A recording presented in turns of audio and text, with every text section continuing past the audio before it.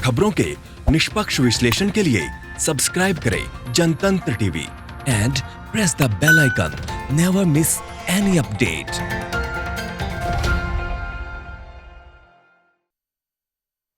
चर्चा है कि चंद्रिका राय आरजेडी छोड़ सकते हैं और अपनी बेटी ऐश्वर्या राय को तेज प्रताप के खिलाफ चुनाव मैदान में उतारकर उनका संकट बढ़ा सकते हैं। लेकिन लालू यादव ने भी इसकी काट खोज ली है और चंद्रिका राय की भतीजी करिश्मा को चुनाव मैदान में उतारने का फैसला ले लिया है।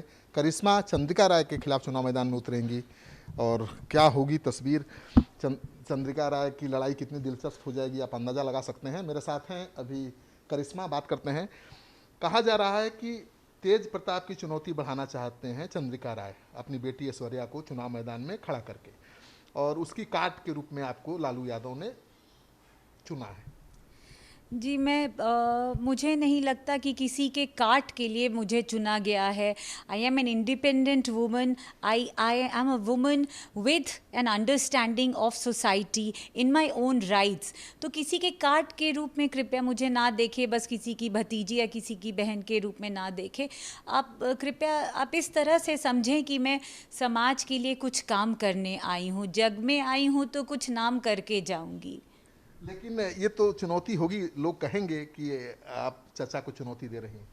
नहीं, मैं सिद्धांतों किसी को चुनो। मैं बहुत ही एक छोटी सी हस्ती हूँ। मेरी हस्ती ही क्या है कि किसी को चुनौती दूँ, बट मैं सिद्धांतों की लड़ाई के लिए आई हूँ। अपनी जो मेरा सपना है कि मैं कुछ दबे कुचले पिछड़े समाज के अंतिम पायदान पे जो शोषित है, जो दलित है, उसके लिए मैं कुछ करने आई हूँ। ये सिद्धांतों की लड़ाई है।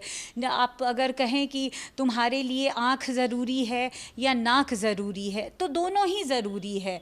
आप मुझे किसी के काट के रूप में आप ना देखें। ये तो सवाल आपसे पूछा जाएगा ना कि आपकी बहन ऐश्वर्या राय के साथ ठीक नहीं हुआ, तेज प्रताप ने उनको छोड़ दिया और आप उन्हीं के साथ दे रही, उन्हीं की पार्टी को। जी, मैं ये समझती हूँ कि दोनों मॉडर्न लोग हैं, इस सदी के हैं दोनों। तो इनके दो बहुत अच्छे लोगों में भी निजी कारणों से दिल नहीं मिल पाते हैं या उनमें उनका रिश्ता नहीं बन पाता, दो बहुत अच्छे लोगों में।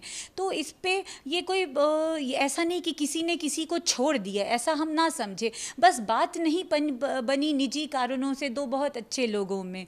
And anyways this matter is sub judice. I would not like to comment any. किसको ज्यादा दोषी मानते हैं इस रिश्ता खराब होने? नहीं, मैं किसी को नहीं। मैं फिर से कहूँगी, दो बहुत अच्छे लोगों के बीच में रिश्ते नहीं निभ पाते हैं निजी कारणों से। आप किसी को दोषी कैसे कह सकते हैं?